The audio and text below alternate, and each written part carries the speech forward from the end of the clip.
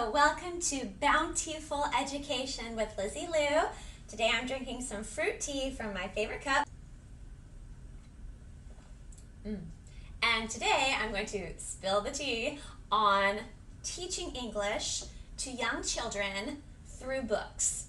This is part one of the series, and today we're going to talk about how do we choose books and why do we choose books for teaching English. Now, in China, where I've been teaching English for 12 years and still am, I hold private classes of small groups and I use books.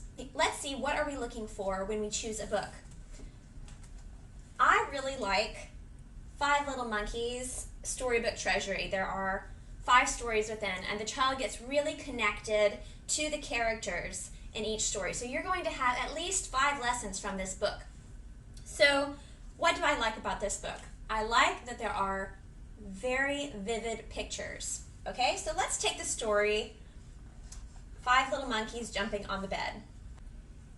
I don't read the words. It says, it was bedtime, so 5 little monkeys took a bath. Now these words are pretty simple. I'll use some of these words, but I won't use all of them. What I will do is first I will have the child examine the picture, and we'll talk about the picture together. So I'll hold the book, or I'll say, wow, how many monkeys are in the bath? Let's count. 1, 2, 3, 4, 5. Okay? If they're very young, they might only listen and look and be interested. But if you want them to say something back or say something together, so you'll start counting. Let's count. 1, 2, and nobody's counting with you. So you say, what? What? Can you say?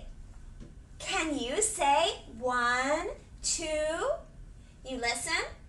If they don't say, that's okay. All right? But you're modeling for them what you want them to say. Now, if one child says it, what you do is you praise them. Because if you praise one child, the other children will also want that praise. So we count together. 1, 2, what? 3, 4. Good job. Yes, yes, Lily. 4, 5. So whoever is counting, you praise those people, and the other children will also want that praise. Now, also in this picture, we counted together, so we introduced the picture. That's number 1. So we can also say a simple thing. What is it? What is it? There are some simple phrases that I want you to use throughout the storybook, okay? So that can be different for each child's level. So let's think of some easy phrases that you can repeat throughout the book. For young children, when they're first learning, like preschool age, when they're first learning English, they might know something like, how many? Or, what is it? We're going to want to keep the phrases short. So, when you're teaching how many, it can be like, how many? 1, 2, 3. So you want to show them the meaning with your body language. Or, what is it? So, it is a monkey. They can see the monkey. It is a bath. So, like this, they can keep hearing the same phrases. If they're very young, I would say take 3 to 5 phrases, and then as they increase their vocabulary, you can add phrases and make them a little longer. For example, if the child knows a bit more English, they can't speak it yet, but they understand more. You could say something like, wow, there are so many monkeys. 5 monkeys. What's your favorite monkey? Or who's your favorite monkey? This monkey, this monkey. My favorite monkey is this monkey because he has a duck. I like ducks. Quack, quack, quack, quack, quack. Okay, so when they're beginning, very young, Be very simple. And as they increase their vocabulary, then you can add more words. Okay? So what I do is I look at the pictures. Now, I love this book because every picture is showing you the words. Okay? And then I read the words before class and I think, what am I going to say instead? This is how I plan the class. So for example, this one, all the monkeys are getting dressed. You talk about the monkeys to the children. Now remember, think about if you try to learn a new language. You don't know anything about this language. You don't hear people speak this language. Say you want to learn Chinese. Okay, when I came to China, I said 5 Chinese words. I didn't know a thing. They all sounded like all the sounds mixed together. I couldn't separate words in my mind. So just remember back to when you're first learning a language and how difficult it is for you. So you want to use the simplest language possible. Always put yourself in the children's shoes, okay? So here is the wrong way to tell about this picture. Okay, 5 little monkeys put on their pajamas. Now, you could say that if their English is good enough. And you can also say 5 little monkeys put on their pajamas. What are pajamas? I know. Pajamas are sleeping clothes. Sleeping clothes. Are these pajamas? No, I'm not sleeping. Shh, I'm awake. See, so you can use this page to talk about more things. Okay, so these are pajamas. Say pajamas. Then they say pajamas. Say clothes. And point to your different clothes, your shirt, your pants. Say clothes. Okay, but again, take the child's current knowledge and build on that. Don't say 10 new vocabulary for one page.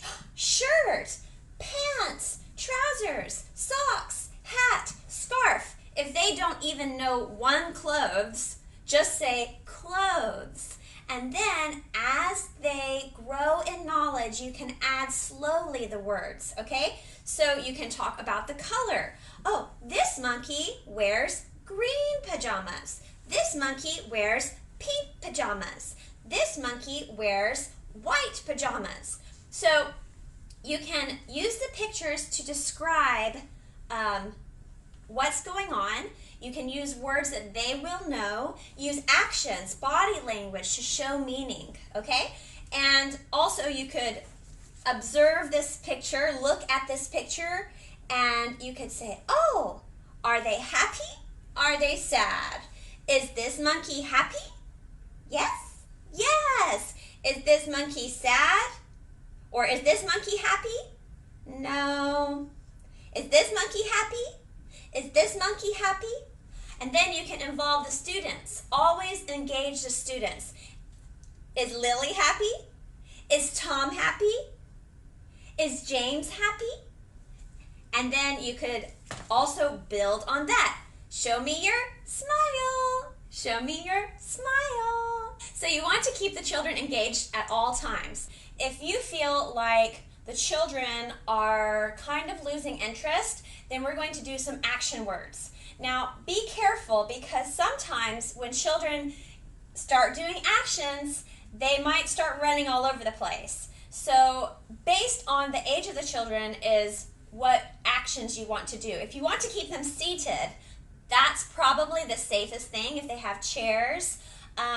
But you know your students, if they can handle standing up and sitting down in the same place without running around, that's even better if it's possible. So put on their pajamas.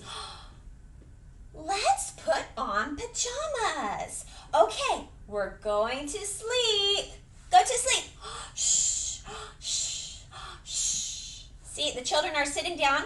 You can expand that activity. Hands, 2 hands. Show me your hands.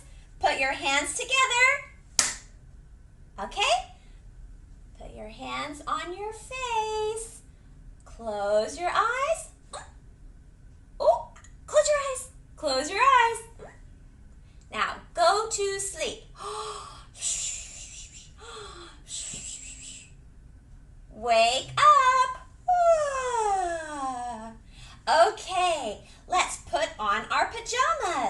Put on our pajamas. Hands. Hands together. Put your hands on your face. Close your eyes and go to sleep. Shh, shh, shh. Wake up. Ah. Okay, so this is one way to expand on vocabulary when teaching. Now, what if the children are a little bit bigger, maybe 5 or 6, and maybe they already know put on something, take off something, maybe their vocabulary is bigger, but they still don't want to sit down for a long time. So if they're 5 or 6, they can handle standing up and sitting down. Okay, so 5 little monkeys put on their pajamas. Do you have pajamas? Do you have pajamas? Yes, we have pajamas. I have pajamas.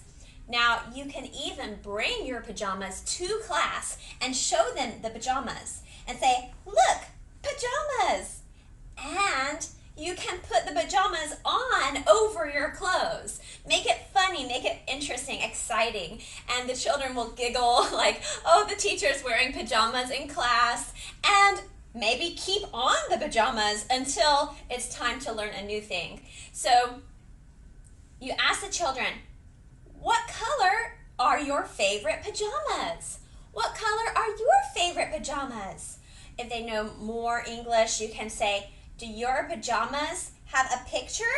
Is it a princess? Is it a bear? Is it Spider-Man? So you can expand the vocabulary depending on the children's language. So this is just a little example of how you can expand vocabulary and interaction by just 2 pages of this book. Okay, there's so much you can do. There's so much lesson and activities you can do from just observing colorful pictures. Okay, so this is part 1, and we will continue to go through this book as an example of ways you can be interactive in teaching English through books.